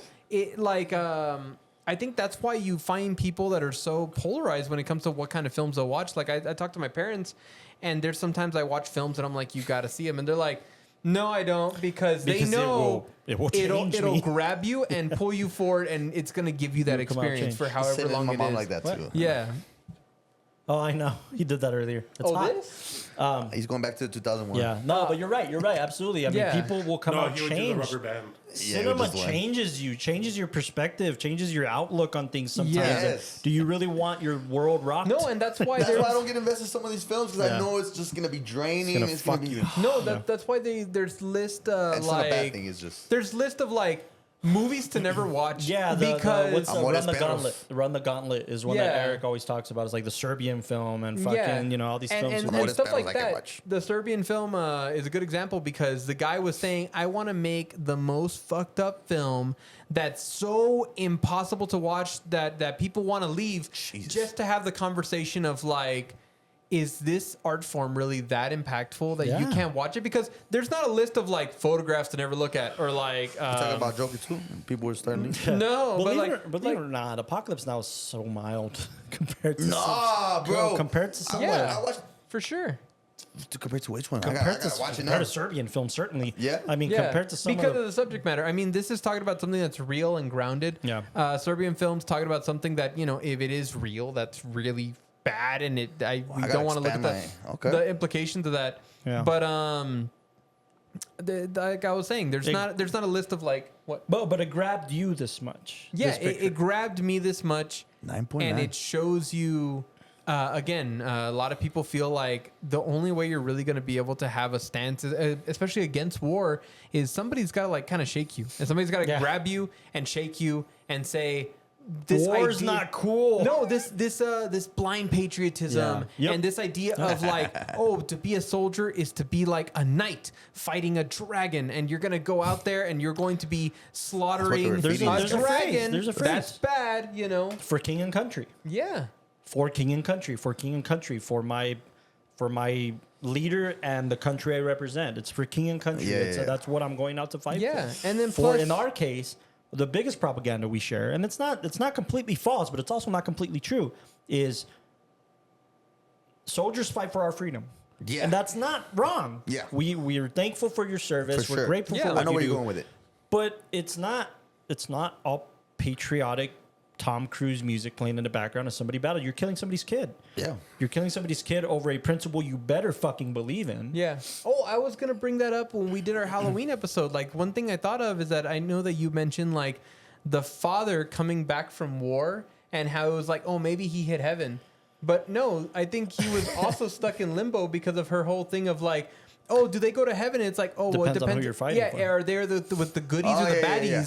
And at the end of the day, especially like when you look at this, who's bad, Who's and bad, who's who's good? good? Like, if you When you're look taking at someone's life. if you look at the natives throwing sticks, Yeah. where it's like, oh, they're just They're throwing just sticks. toys. They're just toys. Yeah, Yeah. they're just sticks to try to scare us. It's like, yeah, they're scared. And then when they kill somebody, yeah, because they were scared. Because what are we doing? We're shooting them with bullets. Like, I mean, Yeah. We're the who's- infiltrators. We're on their land. Yeah, you and I know? mean, oh my god, and Yeah. I feel like there's so much media that's out there that helps you kind of get that perspective. I mean, that's why, like, again, cinema, someone but flip like, it over. you have, a few good men. A few good men. Have you ever seen A Few Good Men? I haven't, With with Jack Jack Nicholson Nicholson. I and haven't. Tom Cruise. That's the whole point of the picture. Is somebody gets thrown into military police. Is and, that you can't handle You can't handle the truth. I haven't seen that. We're looking out for you. Like that whole monologue. The whole point of that scene is like there is a dark side to the war. Who's on the right side of this coin? I did murder X amount of people, but it was to save your ass. So are you really not grateful that I did? It's great, man. yeah. It's great when you flip the script on people and it's like, yeah, this isn't. What's the example of a patriotic war film? American Sniper. This isn't. This isn't Act of valor. Act of Valor. This is an Act of Valor. This is the real side of war if you're willing to hear about it. You can make your own. 30. Yeah, Zero Dark 30 is just kind of badass, right? I mean, I it's liked just like killing of I this liked it. motherfucker. But Bin Laden, bro. It's awesome, bro. it's pretty dope. And directed by a woman, by the way. Directed by Academy and Award then, winner. starring a woman too. Yeah. Ch- Emily. Ch- Oh, yeah, Jessica Chastain. Jessica Chastain. Yeah. But no, again, that's my favorite kind of cinema is the one that says, here are the facts, kiddo. You decide. And this picture does it fucking perfectly. Yeah. So I think a 9.9 is pretty The Yeah. WatchTower Film Podcast needs you. to vote. Or cinema To like needs and you. subscribe. 9.9. Cinema What? needs To you. like and subscribe. To like and yeah, Watchtower. We need to make a poster. I will ask Oscar to make us a poster. We need you to like and you. subscribe. Yes, Cinema yes. needs you to like and subscribe. Anything more to that? No. What would give it a 10? What would give it a Yes, 10? that is a good question, actually. Dude. I think What what would missed on you? would have given it a 10, and I know it's maybe cheeky. No. I mean, that is pretty. No, there was plenty of cheeks on the film. No, what Pretty made dead it cheeks kind of hanging from a cheeky tree. is There was dead bodies hanging from fucking Dude, everywhere. the intro has a dead cheek. I know. So we still haven't. this one, it's an anti-war film. Yeah. It's from the like white American perspective. If you're not paying attention, if you're not paying Me- close me- attention, this could be a dad film. This could be a dad badass Chuck Norris walks out of the fire killing that motherfucker movie. Dude, even my If you're dad, not- when I told him with- during Warmouth, he's like, what are you guys doing? And I was like, well, a couple months ago, I was like, well, Carlos is between Apocalypse Now and Saving Private Ryan. And he was like, no, it's got to do Apocalypse And Now. your dad's a veteran. Yeah. What does that mean? Like it's He picked Apocalypse Now over Saving Private yeah, Ryan. I mean it's very interesting. Wow, that says a lot.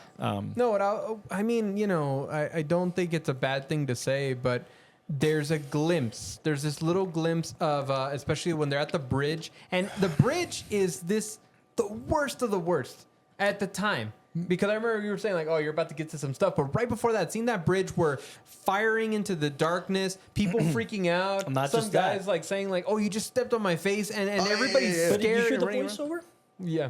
The voiceover was this whole notion of these guys build this bridge every day just for it to be knocked down every day. Yeah. That's the whole point. That's the redundancy of war. Is I'm proving a point. I'm going to build this bridge and we're going to stand our ground. Yeah, dude, but they're knocking it down tonight. What are you doing? You're that isn't that the whole the definition of hilarious, right? The definition of insanity is Doing to the same repeat thing the over same and over action again. expecting for a different result. Yeah. Yeah. And if you look at that, all the soldiers that are in that part, Yeah. they're all black, you know? Yeah. And when you look at like I forgot, wow, the guy that's just shooting to no I the end, forgot and the guy what the name of the documentary is, but there's another documentary on Latinos that also had a contribution in the Vietnam War, and you see what they put them through, which was almost as bad. But that's why it's important. I'm so glad you touched on that. It's 1969. This is the middle of the civil rights movement. Yeah. 1965 to 1975. Yeah, I was gonna say that's when the Vietnam War happened. Yeah. This is in the dead center of the civil rights movement. Yeah. 69 is when they killed fucking Malcolm X, isn't it? And 69 is when it's at its height. And the Black Panthers were anti-war because they had gotten back from war and they saw the fucking horrors of it. And again, so you're gonna get This guy knows his history. black people. He majored in history. And Mexicans and Mexican Americans and Latinos to be at the forefront because they're still seen as less than people. Because this is right around this time. It's like slavery, right? Slavery is abolished, and you still have people looking down at people of color and fucking putting signs on the bathrooms and you know. Yeah. This goes all the way through 1969. Slavery was abolished in Lincoln's time. Late 1800s, you know? And it's not till 1969 until we actually fucking do something about it. Yeah. Imagine putting that into the equation of war, where you have a white man as your commanding officer is like, oh, this guy's black. He's not people. We'll put him on the front lines. That was the whole point of having these fucking Buffalo Soldiers. Damn, that's deep. You know? Yeah. Buffalo Soldier. That's why Bob Marley wrote the song. To give tribute, to pay tribute to these fucking brave-ass men who knew they were the first ones to die in any war. Yeah. It's like maybe that's what horror films were trying to say. It's always the black guy that dies first because that's what fucking war was. And if you saw him, like, I love, my favorite shot is when Sheen's walking in the trenches and there's just this little glow of light and you see it's just 4 black guys sitting down in a little tucked away area with a radio. That about? And they just passed through them. Yeah, no, dude. All of those guys are just they got all the blacks and the Mexicans, and I mean they didn't show the Mexicans here, but just threw them in the front line where they knew that was the worst part of the war. That bridge that would have to be built up every day would always get shot down. I was about to say this is what you signed up for, but it isn't. This is what you were forced into because your country decided to lines. It was let's give the worst of the worst job in that war, because if you notice in the part when they're surfing and all that area was relatively calm because they just bulldozed it and then they could just chill there. And all the white guys were getting all the privileges and everything else. But all the black guys go and fight this bridge. We're abandoning you. They're like, where's the commanding officer? There is none. They're just stuck there to die. And imagine Clean's character seeing his commanding officer being a black man who went up the ranks. How inspiring, right? Oh, yeah, dude, my commanding officer's black. He's not in the front lines. He's driving a ship. He's the captain of the ship. True. Like, that's inspirational for a young 16-year-old black male, right? It's like, oh, so I don't have to, like, subject myself to that shit. Like, I'm seeing a peer actually make it. Like, oh, of course I'm going to fight in this war because look at this. Right. And then he gets fucking shot in the first mission that he's assigned to. It's insane, man. And that's with his mom's mom's tape playing in the background. I think that, and to me, I think that's the last piece of the equation, personally, because I think when it's between 9.9 and a solid 10, I think that does come down to personal preference. Because I'm saying that this has all the merit and everything that a film needs to live up to that pantheon. But I think if you could have lingered a little more on that perspective, because they were hitting the perspective of PTSD, they were hitting the perspective of like these officers that were just there to party and honestly like didn't give a damn about like who lived or died.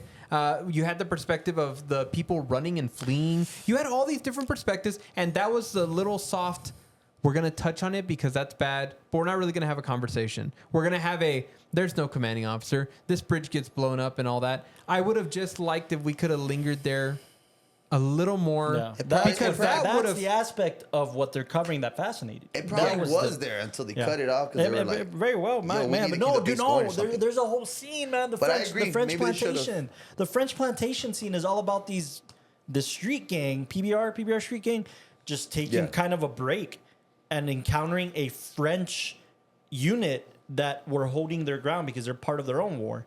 And they're kind of the last unit standing, but they have their own little slice of paradise that they've created for themselves. And these guys get to eat like kings for a night. That's what the French plantation scene, just to show the juxtaposition of, again, the cultural gain of war. Yeah, I got that. Yeah, And all that kind of sentiment. The Vietnam War is probably the most interesting war to cover in cinema, and it very much is. I mean, look at all the films that are about Vietnam versus World War II. Or World War I, or the Cold War. There's more Vietnam films per capita than there is any other war because it's so fucking interesting the way this war was rolled out. The most pointless war in American history, but the most interesting because of chronologically where it sat in history. It's fucking amazing to cover this war. Think about the scene of Forrest Gump. The Forrest Gump scene where him and Bubba are first introduced to Lieutenant Dan. And there's a fucking party raging on. And even Lieutenant Dan's like, yeah, there's only 2 standing things in my unit. Keep your socks clean, change your socks every chance you get, and don't do anything stupid. There's steaks grilling over there if you guys are hungry. There's beer right there. Yeah. We'll see you on the fucking trail. That's it. Like, there's fucking rock and roll music. There's Leonard Skinner playing in the background, and there's steaks grilling on one side, and everybody's talking about Charlie, but it's not really a threat until it is, and it's a fucking party, man. It's so cool, dude. It's so cool to cover Vietnam War because, again, dude, I keep harping on this, but it's so important. I'll write a book on it if I can. There's a book written, actually, called Easy Riders, Raging Bulls. Great fucking book on cinema in the 60s and specifically Easy 1969 Rider. because Easy Rider changed the game. Raging Bull changed the game. But it's that era. 1969 for American history is so important. The Vietnam War is so important culturally. Music was changing. Cinema was changing. Art was changing. War. The presidency. We had fucking JFK in office, who was just this laid-back president that everybody loved. He was the Obama of his era. Yeah. It changed the world, man. And because the world has a love-hate relationship with America. Apollo 11, the moon landing fucking... So much happened. And Richard Nixon becomes president in 1969. And all to say that the world was changing. The rest of the world hates America because we're pieces of shit. But at the same time, they love our music. They love our culture. I was having a very fascinating conversation with somebody from India and somebody from Australia in Miami.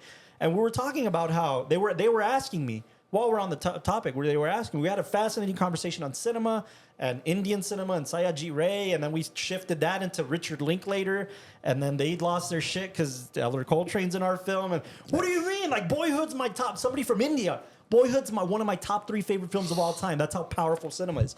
But we have this fascinating conversation about cinema and art and design, and then we shifted into them asking us as Americans, what do you guys think about the election? Are you guys voting? And we're kind of like, me and my buddy were like, we're not here for that. We don't want to talk about that shit. We're trying to have a good time. Like, we don't want to get into politics. And they're like, there's steaks over there. Yeah, there's steaks over there. There's beer over there. And it opened my eyes a little bit on, like, they were like, hey, you don't understand. Whatever you guys fucking do affects us, but whether you believe it or not. That's how powerful an American election is. Whoever your president is dictates how the rest of the world perceives what's going on. True. And it's a domino effect that you don't understand how it affects. And it's like, that's true. And I pointed out, I was like, hey, I'm really curious. I know you guys hate us. And I said that. I know you guys hate us. That's cool. I've accepted that.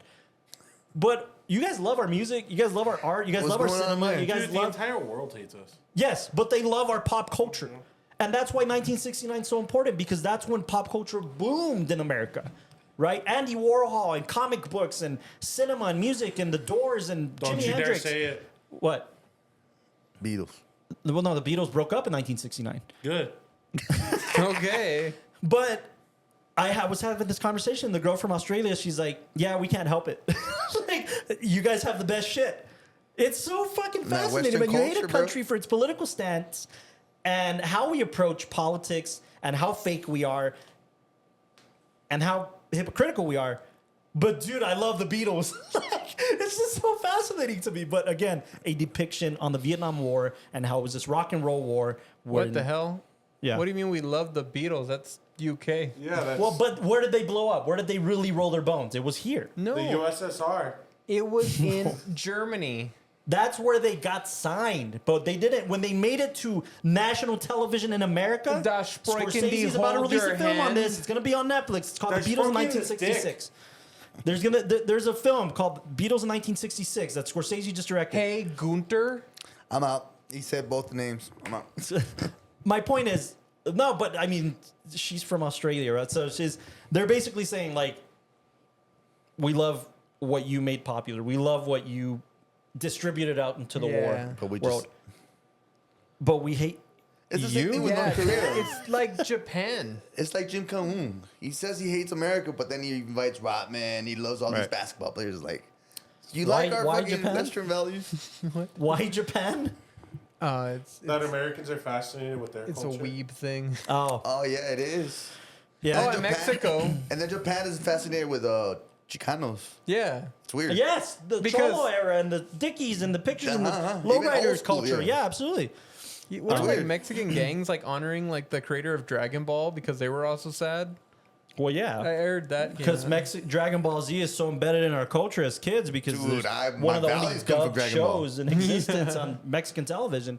I thought for a while I had But a tail. anyways, Did like a bunch of cartels call a ceasefire the day he passed? Or Did something? they really? I didn't know that's that. what I heard. Yeah. Damn, dude, I that'd mean, be awesome. the power of pop culture.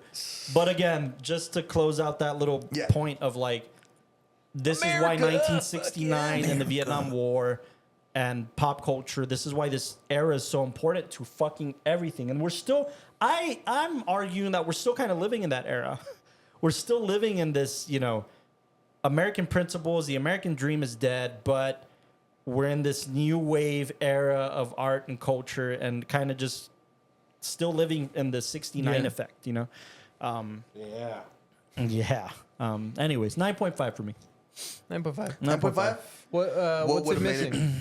I think you're right. I think it's a preference thing. I think it becomes a thing where, What would you have liked to see more of? Right. yeah, because for me, if you made the entire picture about the conversation between Willard and Even after Kurtz. you've seen the full 3-hour one too? You keep I haven't it? seen the full 3 hours. Oh, I thought you did. I've Okay. seen Redux. I haven't seen the final cut. Ew, I So I guess forgot. you're right. I've seen Redux. Yeah. But Because I would imagine they still had additional scenes that he was kind of like. No, I don't. the French dispatch scene, I think, would have impacted you a lot. The French French dispatch, Dispatch. the French plantation scene. It turned into a Wes Anderson film for no reason.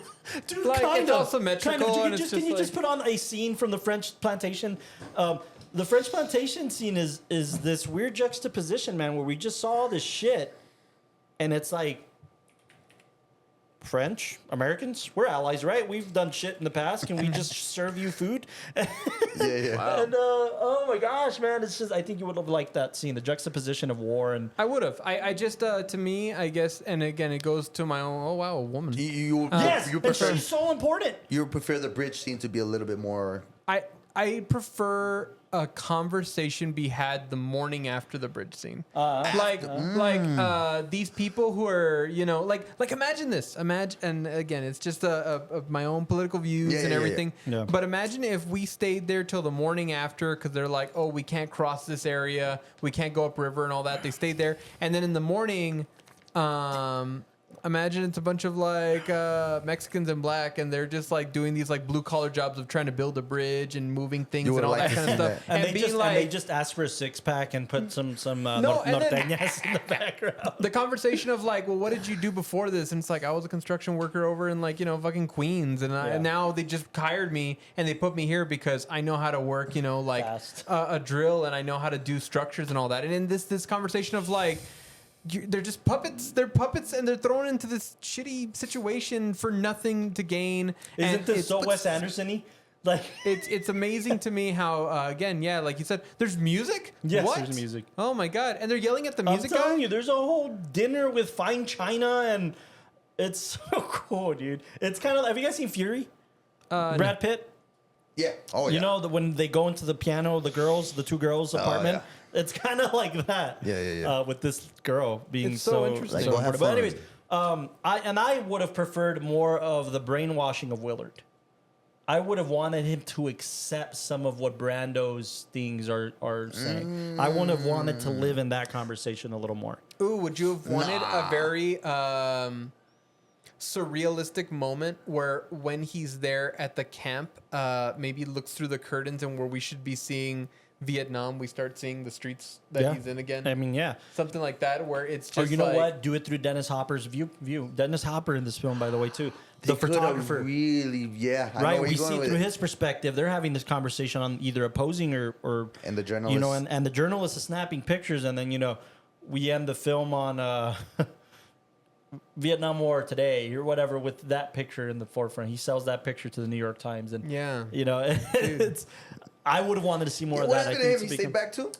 Yeah, he stayed back. He believed in it. You know, He believed in it. It's because, again, as a photographer, there's this thing of like, sure, he was sent out there to cover the war, but he's a hippie who gets to experience this, Yeah. and he's experiencing something that's more real than anything else he could have experienced He anywhere else. probably That's- also and that's just what a went hippie to the next assignment after that. All right, this guy's dead. Nothing for me to see here. He was fascinated by Brando's character speaking, and he reads poetry out loud. Yeah, he said too. Yeah. By the way, the death of Kurtz is the death of the children of Kurtz. Yeah. So everybody's gonna fuck off. There's no point of maintaining this village because we're That's why we thought he was gonna go back and be yeah. there. But he's a part of that cult, right? So once Kurtz is dead, he's kind of gonna like, guess I gotta fuck off. You know, like Yeah, I guess yeah. I'll go on to my next No, war he'll assignment. take a photo of basically the now yeah. slain yeah, Kurtz, and then the yeah. destruction of the temple. You Yeah. know. It's such an interesting. By the way, if conversation. you've seen Entourage, I'll end with this. I love I love two aspects of Entourage when it comes to Apocalypse Now. Number one, there's a whole episode, season 4, first episode of season 4, is the Billy Walsh directing Medellin Yeah. episode. I love that. Right? It's Apocalypse Now. Yeah, the BTS where they're just kind of like, oh, what's going on, and The making of the yeah. picture, and he's Coppola. You know, he's Coppola. My last film had 4 people in it, 4 people total. Like I'm dealing with explosions, man. I'm dealing with so much shit and extras and army guys. Like that's what Coppola was fucking dealing with, right? Is the making of Apocalypse Now, and the other side of it is Dennis Hopper makes a cameo in Entourage, where like Vince goes and visits him in his apartment. And they watch a Brazil game and they bet on it, and then Dennis Hopper's like telling stories because he's such a fascinating character, and he's like, yeah. He's like, I bet you have a nice house, huh, Aquaman? And Vince is like, no, I'm actually living in a hotel right now. And he's like, I'm kind of homeless, actually. And he's like, I did 2 years on Apocalypse Now, and I lived in a cave. And the only thing I have to tell you is God is a great interior designer. Oh, whoa. That's That was his home That's a in a thinker. cave on the making of a picture that was chaotic for 2 years. And he had such a God. small role, too, you know? So yeah, that was cool, and then that is cool. there's a character in Entourage. He's a producer. He wants to get Vince to do Matterhorn, and he's basically like he owns the rights to Medellin, and he sells them to Vince, and he's like, "I'll sell you the script." At the end of the day, it's just a movie. I was a PA on Apocalypse Now, and I saw Francis nearly I kill remember that, himself yeah. while making this picture. Don't kill yourself. It's just a movie.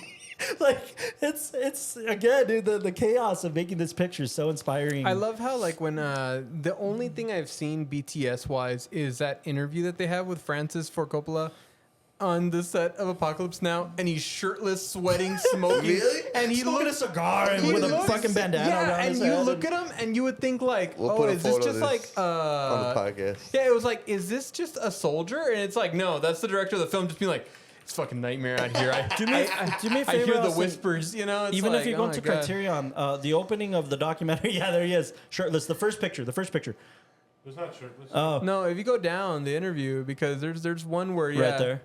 No, in fact, when go back page, because there was a photo somewhere there. Can you go to the opening of the documentary of Hearts of Darkness? We need Oh, two I'm interns. sorry. One thing we have to know why he looks for that.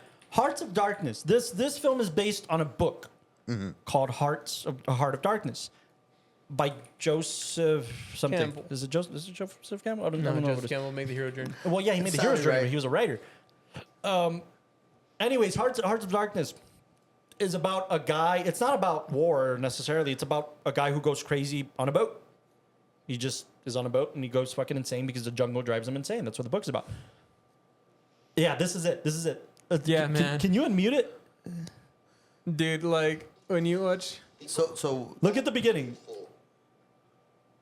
Vulgar, entertaining, exciting, actionful, censor-wrapped. oh, he's all Give 'em a new Snow thrill coned every up, bro. 5 minutes. Have it everything, sex, violence, humor. Because I want people to come and see it.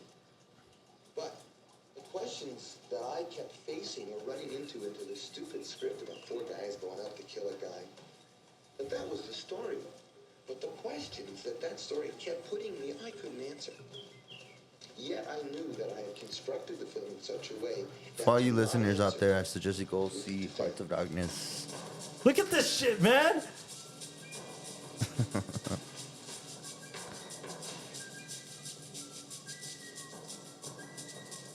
Yeah, play the opening really quick. Play that monologue. Shout out to Eleanor Coppola. She directed Hearts of Darkness, co-directed, we'll, like, technically, cut- and she just died. Oh. My film is not about Vietnam. Are you gonna put the audio over this? No, we'll just cut to when we're talking about it. It was crazy. C'était comment était Vietnam réellement, vraiment. And the way we made it was very much like the way the Americans were in Vietnam. We were in the jungle. On était au jungle. There were too many of us. On était de trop dans l'équipe. We had access to too much money, On avait accès à trop d'argent, too much equipment, trop d'équipement. and little by little we went insane. Et peu à peu, on est devenu fou. This is Wow. fucking great, man. In February 1976, Francis Ford Coppola went to the Philippines to shoot Apocalypse Now, based loosely on Joseph Conrad's novel Hearts of Darkness. This film is set during the Vietnam War. This is really cool for film, for cinephiles out there. Like you. The first person to attempt to make a Heart of Darkness film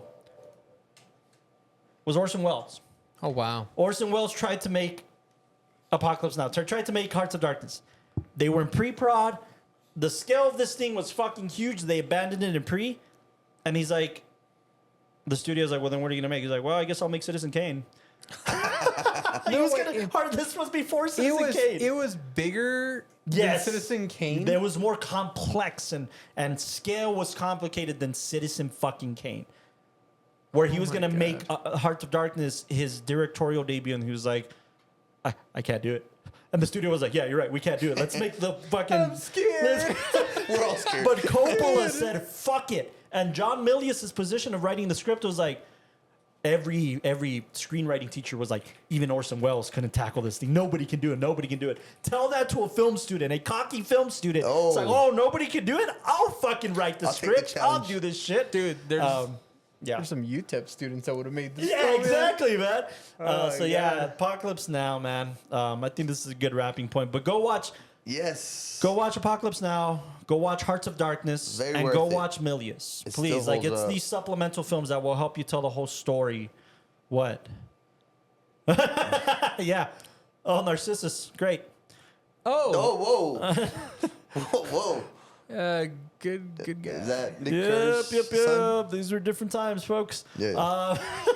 Anyways, oh come on, man. We fucking applaud guys like who's the guy that wrote Tom Sawyer and Mark Twain. Mark Twain. We fucking idolize Mark Twain. You know how racist his books are? Yeah. There's a guy named Jim. That's not his first name in the book. I'll just leave it at that. So anyways, Apocalypse Now, please go watch it. Go watch Yes. every version of it. Oh, and also if you have the chance to, like, with these films, I know around they do like classic film festivals and all that, but put it on the biggest screen you can with the best sound because. Yes. Agreed. Again, when we rate films this high, or at least I'll say like for this one that I've rated I'm gonna so watch it high, on my phone. yeah, like if you watch it there or watch it on a plane, you're not giving yourself the full effect. No. I mean, there's I'm not gonna say that there are films that should be watched on your phone or watched on a tablet, but I will say that Phones are for clips. Films like this are the reason cinema is its own art form, and it's a reason that theaters still exist, even though we can The stream. reason why they created 5.1 Surround Yeah. sound. surround. There's a hat that I really want to buy that's kind of been circulating my. Make cinema great again? No, it's a purple Bucky's hat. No, but that would be a dope hat. That would be a dope hat. No, it's No, well, that's in not. that sentiment. Top the Gun? hat says, "Make video horizontal again." Oh yeah, I've seen that. Oh wow, I want it. that is cool. We should make cinema. Even If though somebody out there knows, and Austin might just Google this already, of a Dolby Atmos version of Apocalypse Now remastered. I don't think Coppola ever wanted or did any, to it, but I'd really love to see this in fucking Dolby Atmos. I mean, it would blow my fucking mind. just a little bit. Have you seen those reels on Instagram where they make vertical films That's of vertical interesting, versions too. of the film. It is interesting. It's like, I wow, just saw it's- Goodfellas one today. Yeah, I was like, wow. Yeah. Anyways, go watch Apocalypse Now. Go watch Hearts of Darkness and watch Milius. And the Do Law's it now. right. Watch it on the biggest screen you could possibly Now. watch it on. Come and see for next week. Yeah, come and see. We'll be covering the Law's pick. Come and see next week. 1980s picture. Returning to a more experimental side. Yeah. Which one's that one? Come and see. Come and see. It's a German picture, no? No, it's not. It's a. Oh, fuck me, jeez. No, it's not. No, because I is forgot incorrect. who it is. It's I thought it was Polish. It Or- might be. Polish is Why don't you German. just come and see? It is German. Is it German? Sounds German. No. No, I it- know Oh, the that's making definitely of the Polish, bro. picture. No, because I know my it's Polish talking films. from that country's perspective of the Soviet? war. But Soviet, German forces, and where are they from? Go back. right to the storyline. So No, that's not about where the film takes place. Go back The story is about Russian boy.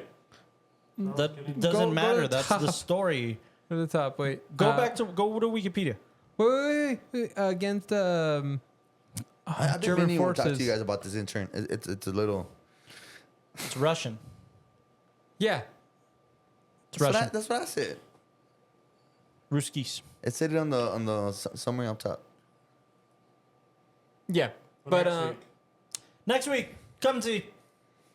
And come and pretty- see the podcast. Ah. ooh, yeah, it's a great one. And again, I see what you meant. again, it's meant to do what I think the rest of these films, It war better. films that we're talking about. It's meant to wrap you around in the horrors, the Hell yeah. darkness, and also it's meant to spark up a conversation. That whole notion of like who really is right and wrong, and again the value system that we play on this. Yeah. The film opens up. I'm not gonna spoil too much, but just on this kid idolizing his fathers and older brothers and all that, Who go grabbing off a the wall. rifle, and they get to go out and they get to be soldiers and they get to fight for good. And This came What out in year is this? 2020? no, it had a 1985. resurgence, but yeah, 1985. 1985. Yeah, I was like, I thought it was an 80s film. yeah. Okay, yeah, come and see that. After that, we'll be talking about Full Metal Jacket and The Outpost. So come and check out War Month on the WatchTower Film Podcast. Thank you for tuning in for Come hang with Apocalypse us. Now. Let us know what you guys think. And make sure to like, subscribe And keep recommending films. We're Yes. coming up on Request Month in On January. Request Month. So let us know. And everybody love everybody. and it's gonna get real dark really fast. So don't worry, Christmas is around the corner, and then we'll be Yeah, smiling. yeah. We'll get into some dark territories. All right, get the mustard on the face. I put it back in the fridge. We're doing yellow This is face. the end. Dun, dun. You should play that out too. Thank you for tuning in to the WatchTower Film Podcast. Good night. And as Love always, you you guys. suck, Kareem. What? Oh, that wasn't in the. Bilal, say the line you were waiting all I'm day out. to hear. Huh? Say the line you were waiting all day to hear. Smell that? Smell napalm. Love the smell of napalm in the morning. Good night, everybody. Yeah.